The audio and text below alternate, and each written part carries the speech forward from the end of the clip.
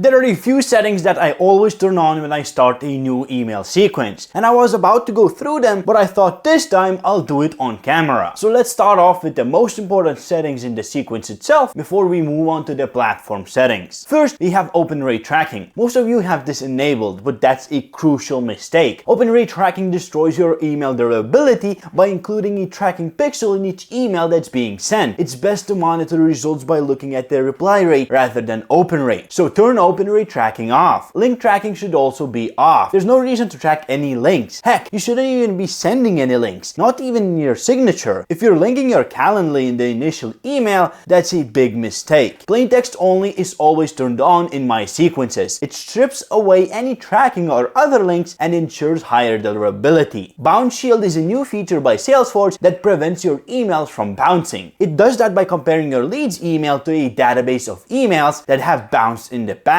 And if you have a high chance of bouncing, Salesforge will not send an email to that recipient and save you from a bounce. No reason to not turn it on. Stop multi-threading on reply means that you'll stop reaching out to people from one specific company if anyone replies from that company. For example, if you reach out to me, Frank, and David from Salesforge, if I reply, all of your follow-ups to Frank and David will stop. This is good if you only need to talk to one person in the team, which usually is the case for me, so I always keep this on. I always keep native unsubscribe header and include opt-out link off to ensure higher durability, because as we know, links don't do good in cold email. However, opt-out text is pretty important and can reduce the chances of getting marked as spam. I keep it on, and the nice part about Salesforge is that it lets you customize it. CC and BCC is a personal preference, as it simply adds CC and BCC recipients to your emails. Pause on clicks and pause on open are both off, because we are not tracking anything and we don't want our sequences to stop because of an open or a click. These are the settings in the sequence, but there are a lot more important things that happen platform-wide. For example, always choose a platform that has mailbox rotation enabled. This ensures that your mailboxes aren't exhausted and are sending an equal amount of emails each. This will reduce the risk of going to spam and ensure higher durability. You also have dynamic IPs, which keeps all the users on the platform safe by removing underperforming IPs and keeping them out of blacklists. Also, ESP matching setting increases the durability by matching senders and receivers email service providers. The last thing that you have to constantly update is your do not contact list, or DNC list for short. Here you add the domains or emails of companies or people you don't want to reach out to. For example, your competitors or leads who ask not to be contacted ever again. Of course, settings alone won't help you if you don't know how to properly set up your sequences. I've done that hundreds of times, and if you'd like to see a thorough tutorial on how to start cold emailing with Salesforge, I suggest you click here.